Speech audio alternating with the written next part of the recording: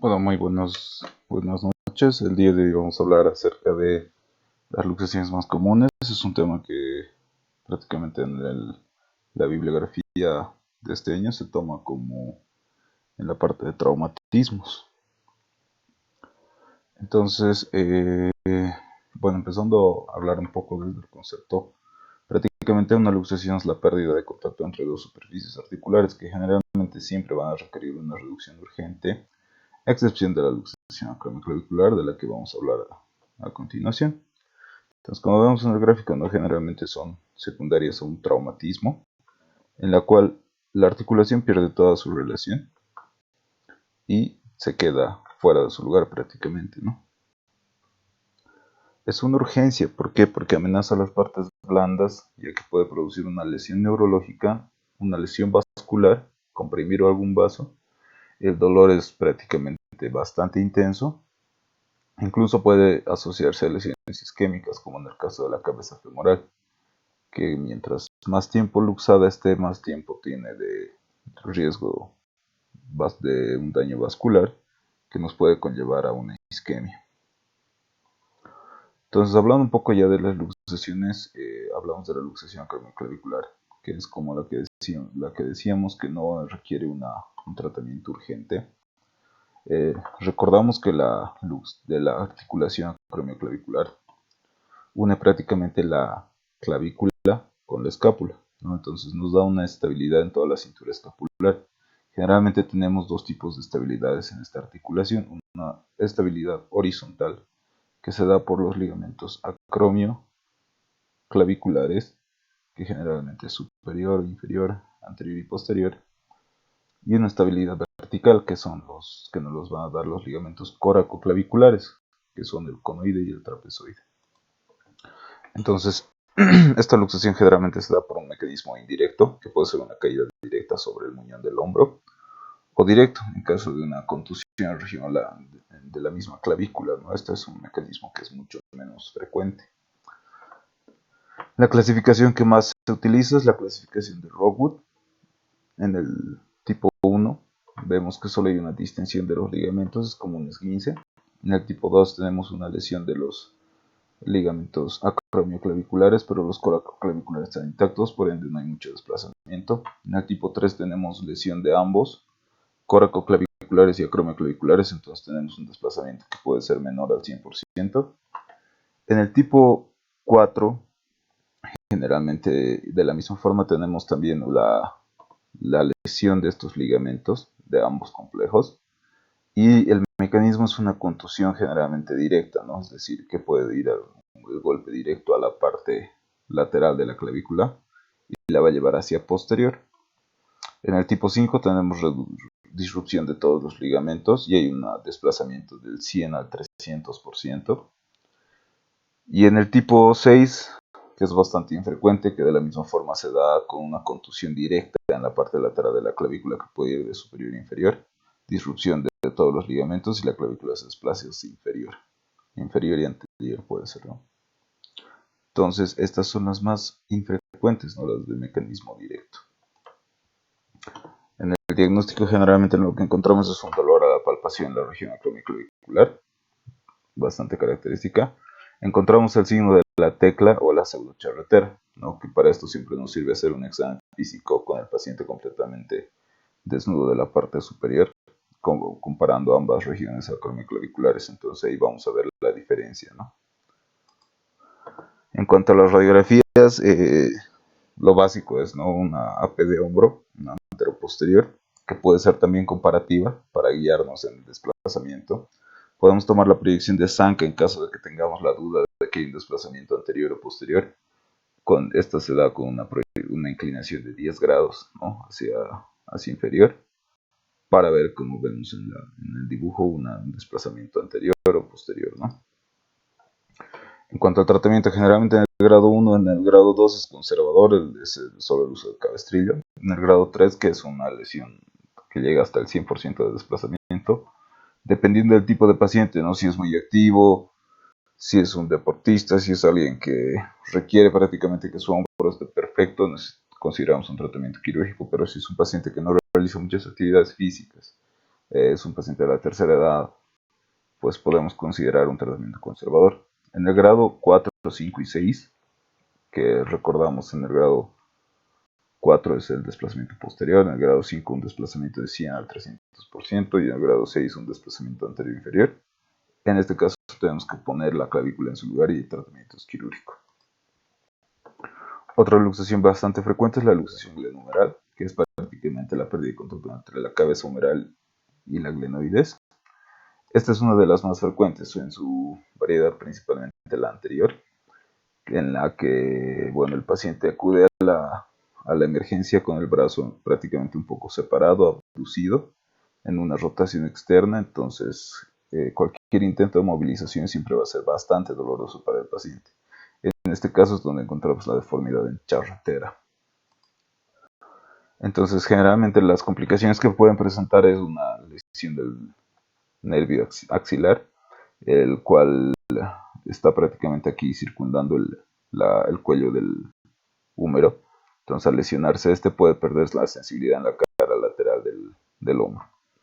La radiografía de hombro es obviamente el gold estándar para el diagnóstico, y tenemos que siempre tomar una radiografía ya que muchas veces puede estar asociada a fracturas del húmero proximal, generalmente en pacientes que son ancianos, ¿no? El tratamiento prácticamente consiste en realizar una reducción por manipulación cerrada, un uso de cabestrillo por 2 a 3 semanas. Antes se indicaba el vendaje Belpo, pero actualmente está en desuso ya que hay diseños de cabestrillos que son bastante más cómodos. Entre las maniobras, principalmente tenemos la de Kocher, que prácticamente consiste en hacer tracción longitudinal, rotación externa. Se realiza posteriormente una aducción, se acerca el brazo hacia el pecho y posteriormente se realiza la rotación interna, y de esta forma podemos reducir la luxación. Y la maniobra más clásica es la de Hipócrates, ¿no? que se caracteriza por hacer tracción longitudinal en dirección de la deformidad, ¿no? Con contratracción a nivel de la axila. Otra variedad que no es tan frecuente es la variedad posterior, que el paciente acude a la emergencia con el brazo abducido, es decir, acercado y en rotación interna. Y de la misma forma el tratamiento de la reducción cerrada generalmente igual por tracción longitudinal, y el tratamiento post-reducción igual es la inmovilización con un cabestrillo. La variedad inferior igual es bastante infrecuente, generalmente se da en pacientes que caen con el brazo completamente extendido. Entonces vemos que llega un paciente con el brazo abducto, es decir, un poco separado, pero en rotación interna, ¿no? Es lo que se llama también la luxación erecta. En este tipo de luxaciones igual el tratamiento es prácticamente el mismo, hay que hacer la reducción cerrada y posteriormente la inmovilización con un cabestrillo. Las lesiones más frecuentes asociadas a la luxación de la articulación glenohumeral son principalmente la lesión de Bankart, que recordando un poco de la anatomía, recordamos que la glena alrededor tiene un rodete que es prácticamente fibrocartilaginoso, que nos va a ayudar mucho con la estabilidad del hombro. Entonces al luxarse, luxa la parte anteroinferior de este rodete. Entonces esto se llama la lesión de Bankart. Al tener una luxación anterior, muchas veces la parte posterior de la cabeza del húmero impacta contra el borde anterior de la glenoides. Y como esto es un tejido óseo esponjoso, pues muchas veces tenemos una fractura por hundimiento a este nivel. Entonces, este tipo de lesiones se llama la lesión de Hill-Sachs. Yendo un poco hacia los conceptos, recordamos que la luxación recidivante es una luxación por 3 o más episodios que se dan con el paso del tiempo, con el paso de los episodios, con una menor intensidad del trauma. Una luxación habitual generalmente es la que el paciente se produce y también sabe cómo reducirla, ¿no? Que estos generalmente se dan en el hombro. Otra luxación bastante importante es la luxación de codo, generalmente se da con caída sobre la extremidad en extensión. Lo característico es que hay un desplazamiento del olecranon y también puede asociarse a un desplazamiento de la cabeza del radio. Generalmente Como vemos aquí, esta es la coronoides, entonces al luxarse prácticamente esta es la que da una resistencia a nivel de la, de la tróclea humeral.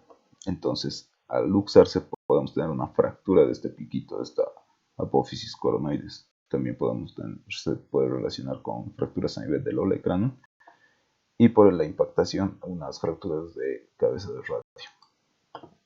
Clínicamente pues tenemos una alteración completa del triángulo de Nelaton, que es el que se forma con los epicóndilos y el olecrano. Prácticamente está completamente deformado, como vemos acá en este paciente, ¿no?